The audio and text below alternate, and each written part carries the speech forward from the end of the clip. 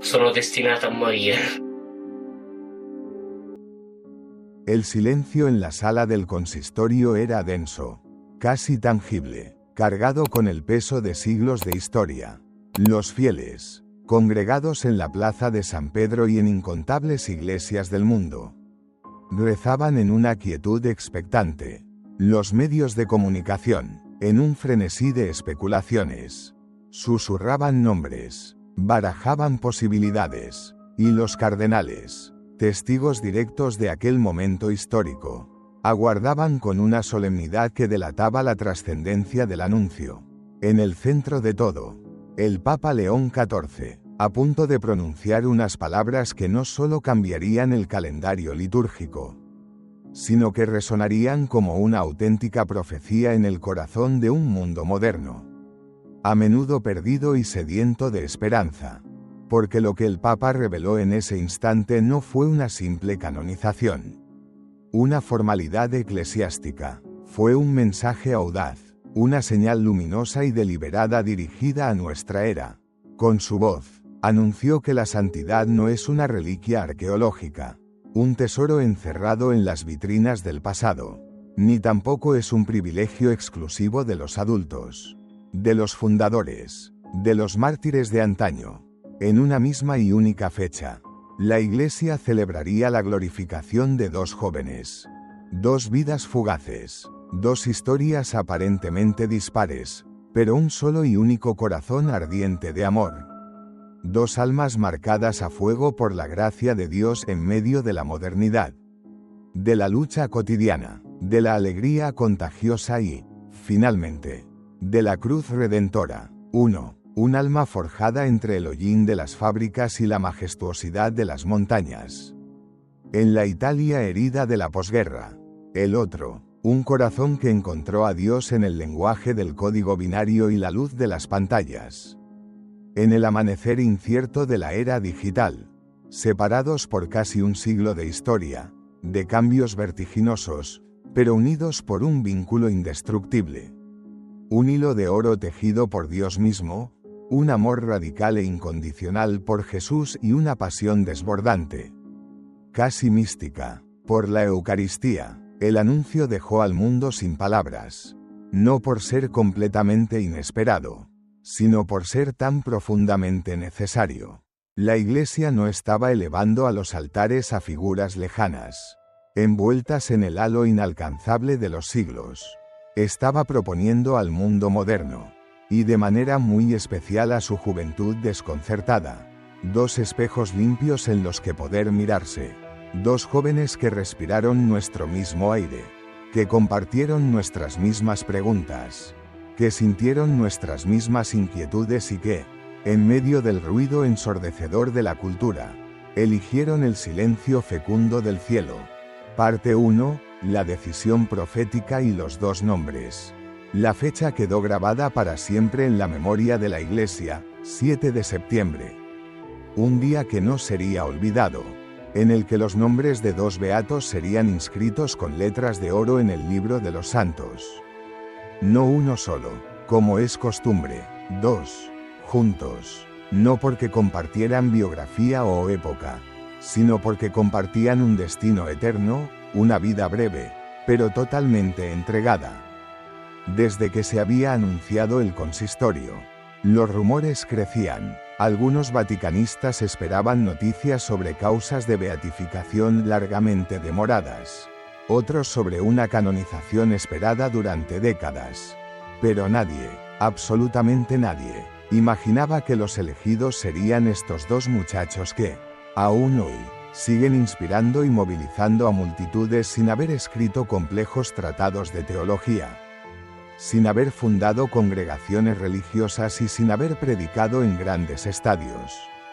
Su púlpito fue la vida misma, su sermón, el ejemplo silencioso. La decisión del Papa León XIV no fue meramente pastoral, fue, en su esencia, profundamente profética, porque puso en el centro del debate una verdad que muchos en la Iglesia y fuera de ella han olvidado, que la santidad no es una meta lejana y extraordinaria para unos pocos elegidos, sino un camino que comienza ahora, hoy, en la normalidad de la vida cotidiana. Demostró que incluso en medio del caos urbano, de la dictadura de las pantallas, del ruido constante y del cansancio moderno, todavía es posible, y más necesario que nunca, responder a la llamada de Dios con una radicalidad amorosa. La noticia recorrió el mundo en minutos. Grupos juveniles comenzaron a organizar peregrinaciones espontáneas. Las parroquias imprimieron estampas con sus rostros sonrientes. Padres de familia, con lágrimas de gratitud en los ojos, dieron gracias al cielo por el ejemplo vivo que sus hijos ahora podrían contemplar. Porque no son figuras abstractas o leyendas piadosas. Son rostros cercanos. Son vidas que reflejan, sin poses ni artificios, que se puede ser joven, actual, libre y, al mismo tiempo, completamente de Cristo. Pero la pregunta que muchos aún se hacían, mientras la noticia se asentaba, era, ¿quiénes son realmente? ¿Qué tienen de especial estos jóvenes para ser elevados al altar tan juntos? ¿Tan pronto y con una carga simbólica tan potente? Lo que sus vidas encierran es mucho más que una simple biografía. Es una respuesta contundente al individualismo, a la cultura de la superficialidad, al vacío existencial que acecha a tantos corazones. Una respuesta hecha de misa diaria, de caridad concreta y discreta, de un amor tierno y filial a la Virgen María, de horas silenciosas ante el sagrario, de servicio a los más pobres y olvidados, de sacrificio ofrecido en secreto y de una alegría pura que no tenía nada de artificial. Y aunque sus nombres aún no se habían pronunciado en esta historia, ya resonaba lo más importante, el eco de dos síes rotundos. Jóvenes, plenos, totales, dos síes que cambiarían para siempre el modo en que muchos ven la santidad. Dos jóvenes, dos vidas, una misma meta, el cielo. Se llamaron Pier Giorgio Frassati y Carlo Acutis. Parte 2, dos vidas, un mismo cielo. Pier Giorgio nació en el año 1901, en la ciudad industrial de Turín, en una Italia que aún cicatrizaba las heridas de su unificación y que pronto se vería arrastrada a la vorágine de la Gran Guerra. Carlo, por su parte, nació en 1991, en el Milán globalizado y digital, en una Europa donde el silencio era un lujo y la fe, a menudo, se vivía a escondidas o se consideraba irrelevante. Casi un siglo de distancia los separaba, pero una misma brújula, un mismo anhelo, orientaba sus almas, verso l'alto, hacia lo alto. Pier Giorgio, hijo de una influyente y acomodada familia, su padre era el fundador del periódico La Estampa. Era un joven elegante, culto, de mirada profunda y una vida social intensa. Sin embargo, su gran amor, su verdadera pasión, era la montaña. Cada cumbre era para él un santuario natural. Cada ascenso una oración física y espiritual. Llevaba en su mochila el rosario como un compañero inseparable y en su corazón un deseo ardiente de entregarse a Cristo hasta el final, sin medias tintas, con apenas 17 años, una edad en la que muchos jóvenes buscan la autoafirmación. Él buscó el servicio, uniéndose a la Sociedad de San Vicente de Paúl. Desde ese momento, su vida se convirtió en una entrega silenciosa, constante y alegre a los más necesitados de los barrios pobres de Turín. Daba el dinero que recibía para sus propios gastos. Cargaba medicinas en su mochila. Visitaba a los enfermos en sus humildes moradas. Se adentraba en lugares donde nadie de su clase social se atrevía a ir. Y lo más asombroso es que nunca, jamás, perdió la alegría. Su rostro, casi siempre iluminado por una sonrisa, era el reflejo de un alma que había encontrado el gozo verdadero no en recibir, sino en darse. Carlo, también hijo único de una familia con recursos, creció en un mundo completamente distinto, entre ordenadores, videojuegos y la incipiente revolución tecnológica del nuevo milenio. Su arma de conquista no era la elocuencia ni la fuerza física, sino una sonrisa contagiosa, una ternura que desarmaba y una fe que, aunque no se veía a simple vista, se sentía en su presencia. Su alma encontró su refugio, su centro y su fuerza en la Eucaristía. A los 7 años, tras recibir su primera comunión, tomó una decisión que marcaría el resto de su corta vida. No pasaría un solo día sin asistir a la Santa Misa. Su caridad era igualmente discreta y profundamente evangélica. Usaba sus ahorros para comprar mantas, comida caliente y sacos de dormir para las personas que vivían en las calles. Colaboraba activamente con comedores sociales dirigidos por frailes capuchinos y todo lo hacía en el más absoluto secreto, como el pan que se parte y se comparte entre amigos, sin buscar el aplauso ni el reconocimiento. Curiosamente, ninguno de los dos creció en un hogar de práctica religiosa especialmente ferviente. Fueron ellos, por un impulso misterioso de la gracia, quienes se convirtieron en faros de fe que terminaron transformando también a sus propias familias. La oración y el ejemplo diario de Carlo fueron el motivo por el que su madre, Antonia, regresó a la práctica sacramental. La dulzura inquebrantable de su hijo derritió el hielo de la indiferencia espiritual. Pier Giorgio, por su parte, con su coherencia de vida, su compromiso político inspirado en la doctrina social de la Iglesia y su vida sacramental intensa, logró que en su entorno muchos que se consideraban agnósticos o simplemente indiferentes comenzaran a preguntarse de nuevo por Dios. Era un testimonio vivo, atractivo y sin fisuras. Parte 3. El vínculo con María, la Madre del Sí, en la vida de todo santo, como un hilo de oro que sostiene el tapiz de su existencia. Hay una presencia maternal que lo ilumina todo, la presencia de María. Para Pier Giorgio y Carlo, ella no fue una devoción piadosa más, una figura secundaria, sino el centro de su relación con Cristo, la puerta de entrada a los misterios de Dios. Pier Giorgio, ya en su adolescencia, tomó la decisión seria y meditada de consagrarse personalmente a María. No fue un acto impulsivo, sino un gesto de entrega total, siguiendo el ejemplo de los grandes santos a quienes admiraba. El rosario era el latido que acompasaba sus días. Lo rezaba siempre, ya fuera durante sus exigentes caminatas en la montaña o en los trayectos en tranvía hacia la Facultad de Ingeniería. Para él, María no era un desvío, sino el camino más seguro, rápido y directo hacia el corazón de su Hijo. Como miembro de la Tercera Orden de Santo Domingo, su espiritualidad tenía un fortísimo acento mariano, la contemplación del rostro de Jesús a través de los misterios del rosario, el amor profundo a la Virgen del Rosario y una confianza absoluta en su intercesión. Todo esto se entrelazaba en su vida de forma natural, sin ostentación. Nunca imponía su devoción, pero quien lo conocía de cerca podía sentir que vivía, respiraba y actuaba bajo el manto protector de la Madre. Carlo, por su parte, descubrió a María cuando aún era apenas un niño. A los 5 años, un gesto extraordinario, pidió a sus padres ser consagrado a la Virgen en el famoso santuario de Nuestra Señora de Pompeya. Ese acto, incomprensible para muchos a esa edad, fue la primera chispa visible de una vida que tendría a María como su estrella polar. Desde entonces, su afecto filial por ella no dejó de crecer. Su habitación era un pequeño santuario mariano, con imágenes de la Virgen de Lourdes, de Fátima, de la Inmaculada.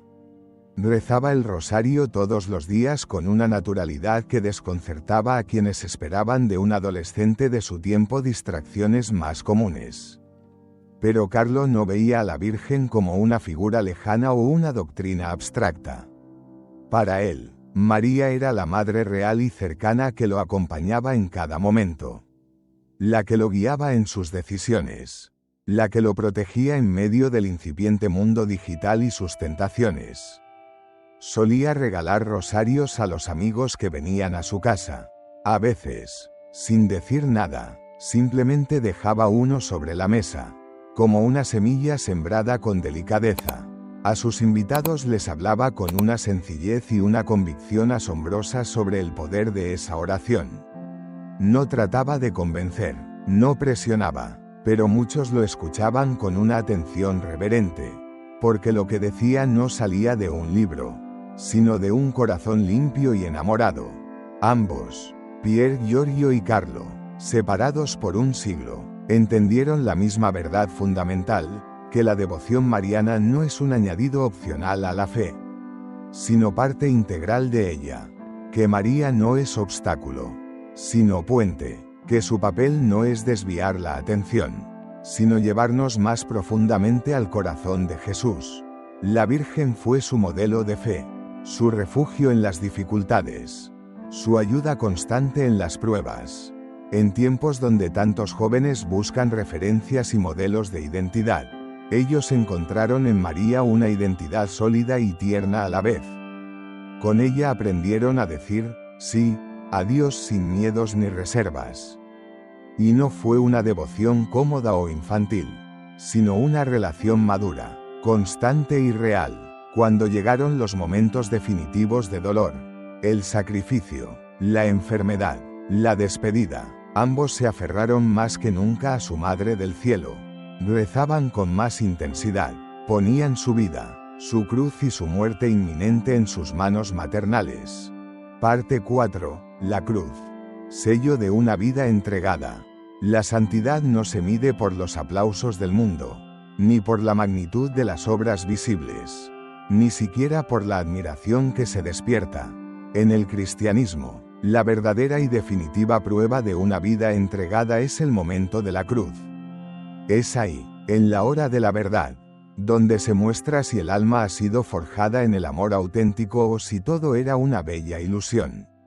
Y tanto Pier Giorgio Frassati como Carlo Acutis enfrentaron ese momento crucial con una serenidad, una fe y una entrega que desarman y conmueven. Sus muertes no fueron largas ni esperadas. No tuvieron tiempo para grandes discursos ni despedidas prolongadas, pero sí tuvieron tiempo para lo esencial, para ofrecer, para consagrar, para confirmar con el propio sufrimiento lo que durante sus cortas vidas habían predicado con el ejemplo. Pier Giorgio tenía solo 24 años cuando la enfermedad lo sorprendió de forma brutal. Una poliomielitis fulminante, probablemente contraída en una de sus visitas a los enfermos de los barrios pobres. Lo dejó postrado en cuestión de días. Los médicos no pudieron hacer mucho. Su cuerpo joven y fuerte, acostumbrado a escalar las más altas cumbres de los Alpes, comenzaba a apagarse, pero su alma no se apagaba. Al contrario, brillaba con una luz sobrenatural.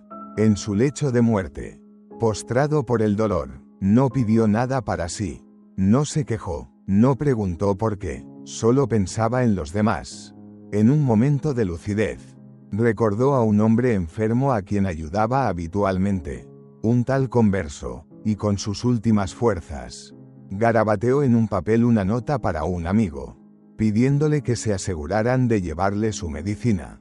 Ese fue su testamento, pensar en los pobres hasta el último aliento, sin drama, sin espectáculo, solo amor, silencioso, firme, fiel. El día de su funeral fue una revelación para su propia familia y para toda la ciudad de Turín. Ellos esperaban un acto sobrio y privado, propio de su clase social. Pero no fue así. Miles de personas, la mayoría gente humilde, pobres, enfermos, obreros, comenzaron a llegar desde los rincones más olvidados de la ciudad. Lloraban, rezaban, agradecían. Su hijo no era simplemente un joven universitario de buena familia, era su amigo, su hermano, su ángel protector. Fue en ese momento cuando muchos comprendieron la verdadera magnitud del alma que acababan de perder. Décadas después, con motivo de su beatificación, su cuerpo fue exhumado y se encontró incorrupto, un signo extraordinario que la Iglesia considera con especial reverencia. como si Dios mismo hubiese querido conservar aquel cuerpo como testimonio de una vida pura y entregada. Carlo, con solo 15 años, recibió un diagnóstico que cambiaría todo en cuestión de horas.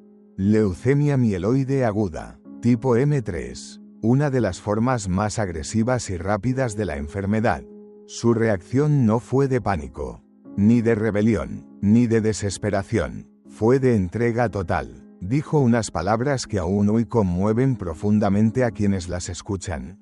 Ofrezco todo el sufrimiento que tendré que soportar por el Señor, por el Papa y por la Iglesia, para no tener que estar en el purgatorio y poder ir directo al cielo.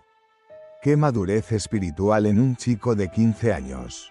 No pidió curación, no pidió explicaciones, pidió fuerza para ofrecer su dolor con un sentido redentor. Su fe no se quebró, al contrario, se intensificó. Pidió que le llevaran la Eucaristía a diario al hospital.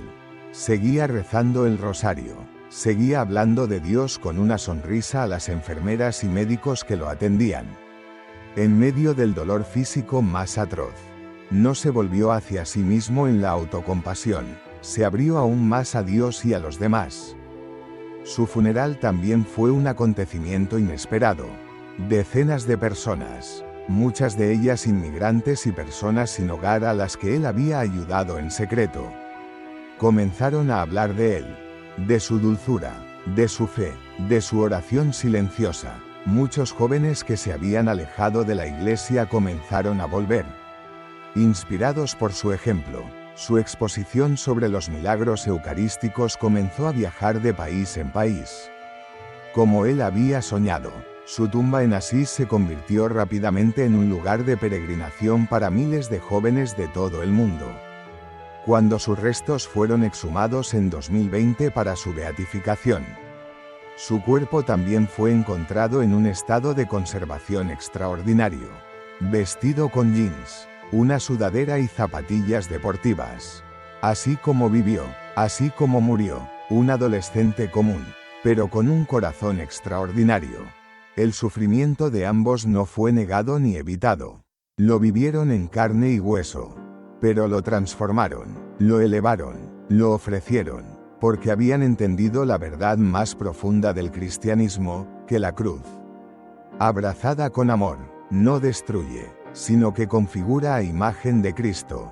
Y hoy, al recordarlos, no se recuerda su dolor, sino su paz, no su pérdida, sino su ofrenda, no su enfermedad, sino su esperanza inquebrantable. El anuncio del Papa León XIV, por tanto, no fue simplemente una canonización doble. Fue una proclamación profética, una declaración silenciosa pero contundente, dirigida especialmente a los jóvenes, a las familias, a los educadores, a la Iglesia entera. El mensaje es claro: la santidad no es para los que se aíslan del mundo, sino para los que se sumergen en él con el corazón lleno de Dios. Al unir en el altar a Pier Giorgio Frassati y a Carlo Acutis, la Iglesia no solo honra dos vidas ejemplares, también abre una puerta de esperanza allí donde muchos pensaban que solo quedaban escombros y desilusión. Una puerta hacia lo alto, hacia el ideal, hacia el cielo, pero sin jamás alejar los pies del suelo que pisamos. Dos estilos, dos épocas, dos lenguajes, y, sin embargo, una misma y única santidad, una santidad tejida en lo cotidiano, en las aulas de la universidad, en las calles de la ciudad, en las redes digitales, en la oración silenciosa, en el servicio a los hermanos, en el sufrimiento ofrecido, porque la vida de ambos jóvenes no se construyó en los grandes escenarios ni en los púlpitos, sino en lo oculto, en la coherencia silenciosa entre lo que creían y lo que hacían. Pier Giorgio fue testigo de una iglesia encarnada en la vida social, en la lucha por la justicia, en la defensa de la dignidad de los pobres. Carlo, en cambio, mostró que la tecnología no es enemiga de la fe, sino una herramienta poderosa que, usada con pureza de intención, puede ser un extraordinario canal de evangelización. de belleza y de verdad. Ambos sabían que el Evangelio no es algo para vivir a escondidas. Que la fe no es una carga pesada, sino una llama que ilumina. Y que el mundo de hoy no necesita largos discursos, sino testigos creíbles. Y ellos lo fueron de un modo radical. Muchos jóvenes, al ver sus rostros hoy, no ven en ellos estatuas frías de mármol ni figuras lejanas e inimitables. Ven compañeros de camino, amigos, hermanos mayores que les recuerdan que se puede vivir de un modo distinto y no morir en el intento, que se puede amar sin miedo, que se puede ser radicalmente de Cristo sin dejar de ser profundamente humano. La fecha del 7 de septiembre quedará como un hito. Ese día, ante una plaza de San Pedro que se espera repleta de peregrinos. Jóvenes de todos los rincones del mundo elevarán sus voces para aclamar a estos nuevos santos. No como a ídolos, sino como a modelos, no como a estrellas fugaces, sino como a faros permanentes. Y en ese gesto de canonizarlos juntos, hay un símbolo poderosísimo, la continuidad de la gracia de Dios a través del tiempo. Donde termina la vida de uno, comienza la del otro. Donde uno servía con sus manos en los barrios obreros, el otro evangelizaba con sus dedos en la web. Donde uno subía montañas físicas, el otro atravesaba los caminos digitales con fe. Y ambos, por caminos distintos, llegaron al mismo lugar, al corazón de Cristo. Esta canonización es una llamada, una invitación personal a despertar, a no resignarse, a no reducir la vida cristiana a un conjunto de normas o a una rutina aburrida. Es un grito silencioso, pero claro, joven. No te conformes con poco. Apunta alto, vive a lo grande, ama sin medida, atrévete a ser santo. Pier Giorgio lo decía con su lema personal, verso l'alto. Carlo lo repetía a su manera, la Eucaristía es mi autopista al cielo. Dos frases distintas, el mismo destino, y ese destino es también el nuestro. No importa tu edad, tu estado de vida, tu historia personal, la santidad no es un lujo para unos pocos. Es una llamada universal, y no se trata de hacer cosas extraordinarias, sino de hacer las cosas ordinarias con un amor extraordinario. Hoy, gracias a ellos, la Iglesia mira al futuro con más esperanza, porque sabe que sigue habiendo almas dispuestas, que sigue habiendo jóvenes que no se conforman con simplemente existir, sino que anhelan vivir de verdad, que hay corazones dispuestos a arder de amor por Dios, incluso en medio del ruido, del cansancio y del escepticismo de nuestro mundo. Carlo Acutis y Pier Giorgio Frassati no son el final de una historia. Son el inicio visible de una nueva generación de santos, jóvenes santos. Ocultos, sencillos, valientes. Una generación que tal vez no sea reconocida por el mundo, pero que será inolvidable para el cielo. La Iglesia no canoniza solo para recordar, canoniza para proponer, para mostrar, para encender en cada uno de nosotros la chispa de lo posible. Ellos no nos invitan a imitarlos servilmente en cada gesto, sino a descubrir, en nuestras propias y únicas circunstancias, el modo original en que Dios quiere hacernos santos a cada uno de nosotros. Hoy, el camino está abierto, la luz ha sido encendida, la invitación está hecha.